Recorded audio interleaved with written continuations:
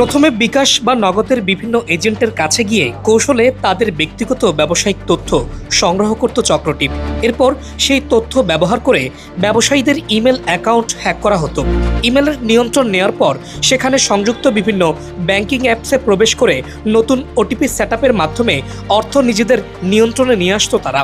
এরপর চুরি করা টাকা বিভিন্ন মোবাইল ব্যাংকিং অ্যাকাউন্ট বিকাশ ও নগদের মাধ্যমে নিজেদের চক্রের সদস্যদের কাছে স্থানান্তর করা হতো।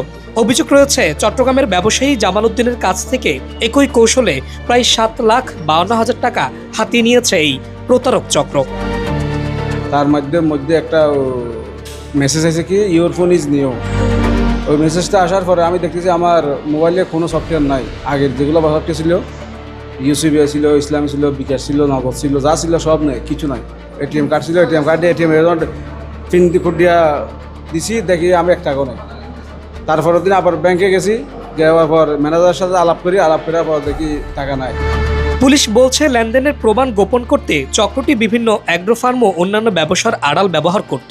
শুক্রবার চট্টগ্রাম জেলা পুলিশ চক্রটির মূল হোতা ইকবাল ও তার সহযোগী রুবেলকে আটক করেছে। এই যে প্রতারণামূলক কার্যক্রম যেটা করতেছে এটা আবার একটু ভিন্ন কায়দায়। তাদের কয়েকটা লেয়ারে লোকজন থাকে।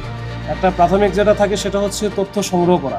তারা বিভিন্ন জায়গায় গিয়ে এই যে বিকাশ বা নগদের যারা ব্যবসায়ী আছে, বিশেষ করে যে মোবাইল ফাইন্যান্সিয়াল যে সিস্টেমটা আছে, এটার ব্যবসার সাথে যারা জড়িত তাদের কাছ থেকে তথ্যগুলো নিয়ে নেয়। পরে এই টাকাগুলো কালেকশন করে নিয়ে আসার পরে এটা কিন্তু আবার তারা যে নিয়ে নিচ্ছে এরকম না, তারা আবার এটা আমাদেরকে মিসগাইড করার জন্য তারা কিন্তু এটা আবার বিভিন্ন রকমের জায়গায় ইনভেস্ট করতেছে। প্রযুক্তির অপব্যবহার করে সাধারণ ব্যবসায়ীদের সর্বস্ব কেড়ে নেওয়া এমন সংঘবদ্ধ সাইবার প্রতারকদের বিরুদ্ধে অভিযান অব্যাহত রয়েছে বলে জানিয়েছে পুলিশ। একই সঙ্গে মোবাইল ব্যাংকিং ও ইমেল অ্যাকাউন্ট ব্যবহারে সর্বোচ্চ সতর্ক থাকার আহ্বান জানিয়েছে আইন শৃঙ্খলা বাহিনী।